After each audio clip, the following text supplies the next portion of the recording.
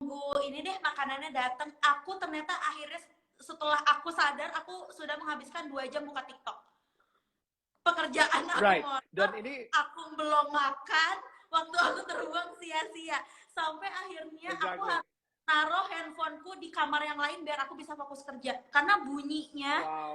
terus bawaan aku juga kayak, aduh gatel gitu, pengen ngontak yang lain dan segala macam. Itu Kak, bener-bener susah banget. Aku setuju Kak, bising rasanya.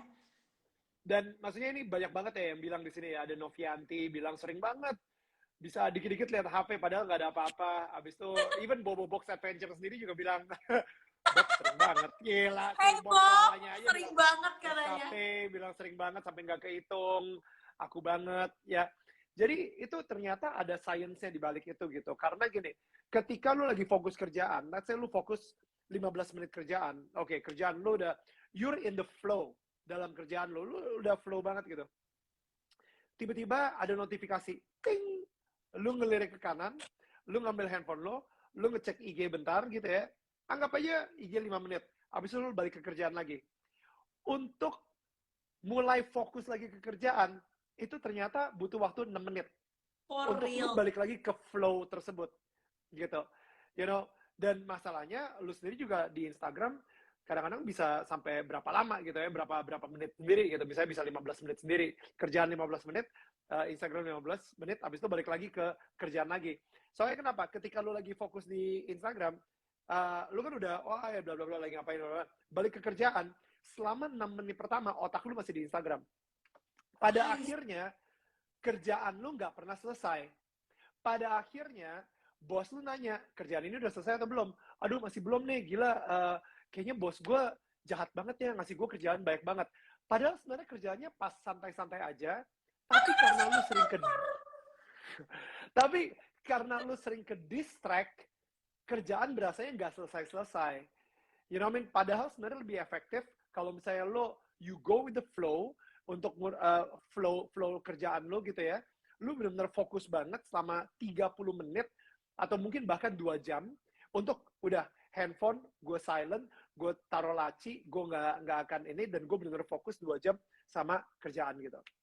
Uh, dan nanti kalau misalnya lagi lunch time, oke, gue ngecek handphone lagi nggak apa-apa. Habis itu lu break lagi, dan setelah itu misalnya jam 1 sampai jam 3 sebelum coffee break, lu juga fokus juga gitu sama kerjaan lo. Itu akan jauh lebih efisien dan lebih efektif, dan you get your jobs done daripada lu selama 6 jam kerja tapi ngecek handphone, habis itu balik lagi, ngecek handphone, balik lagi, ngecek handphone, balik lagi. Ya, dan itu dia kenapa lu bakal sering banget burn out, dan lu ngerasa kayak kerjaan gak kelar-kelar, dan emang itu butuh banget kedisiplinan. Gue sekarang ini dan masalahnya gini ya, gue peduli banget sama yang namanya menjaga supaya kita jangan sampai burn out. Karena ketika lu burn out, ketika lo kayak kok kerjaan gue nggak pernah selesai, numpuk terus setiap hari, yang kena, yang masalahnya itu adalah orang-orang sekitar lo.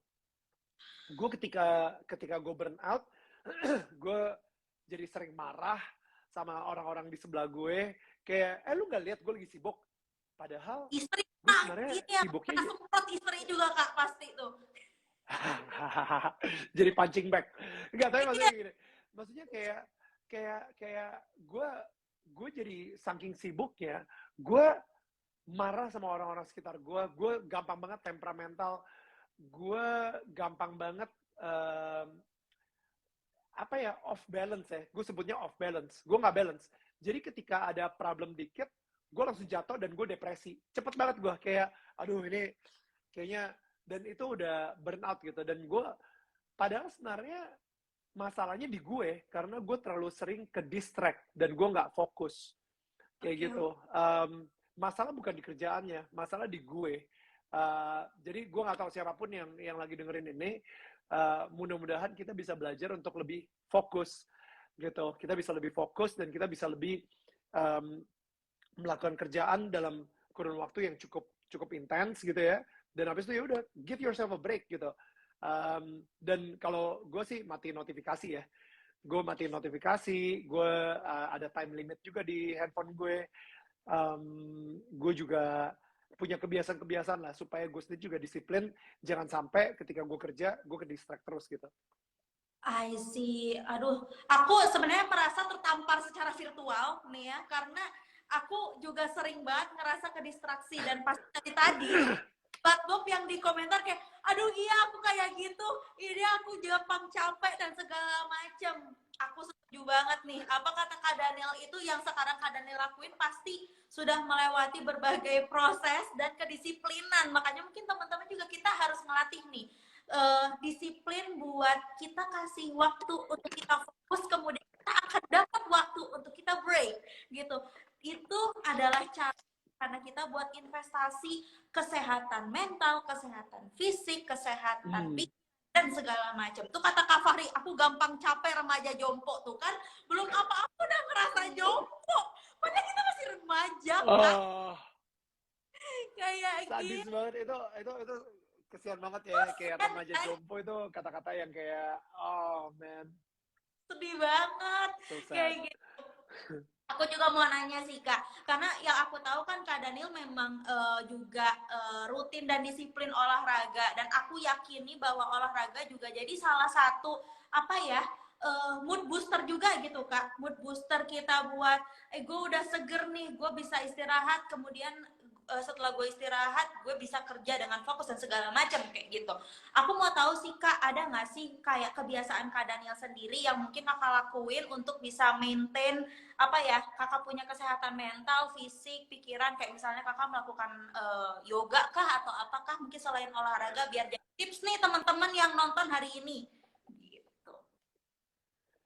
Um, untuk orang-orang beda-beda ya, jadi maksudnya ini gue nggak bisa patokin jadi satu sama, semua orang harus ngelakuin ini gitu. Gue gue ngerasa olahraga salah satunya. Sorry, gue nggak tahu apakah gue ngehang atau enggak, tapi gue akan terus ngomong aja ya. Aman. Gue kayak ngerasa nih kalau lari buat gue adalah meditasi. But again, itu adalah lari buat gue. Karena nggak semua orang suka lari, nggak semua orang bisa lari, dan nggak semua orang itu suka lari. Nah, jadi gue ngerasa tuh kalau misalnya gue lari, gue malah lagi beristirahat. Aneh banget. Jadi gini, apa sih sebenarnya hasil dari sebuah istirahat? Ketika lu selesai istirahat, lu akan lebih bertenaga, lu akan lebih fresh, lu ada beberapa hormon-hormon kayak endorfin yang kayak, wah, gue energik banget dan gue bisa kayak ngadepin seharian ini dengan seger dan energi yang baru gitu. I feel refreshed. Nah, gue adalah orang yang bisa mendapatkan itu ketika gue ada di atas panggung, nge-MC, atau ketika gue selesai lari, dan ketika gue tidur. Right? 3 hal tersebut. Kalau misalnya tidur gue cukup, wah gila, gue bener-bener rasa freshnya gila-gilaan. Ketika gue larinya lagi enak banget, wah gila, gue bener-bener kayak, yes, I can conquer the day.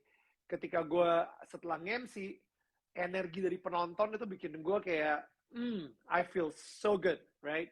Nah, tapi again, ini untuk gue. Lu harus nyari sendiri, yang kayak tadi kali ya, kalau misalnya, kamu bilang A/B testing itu gitu.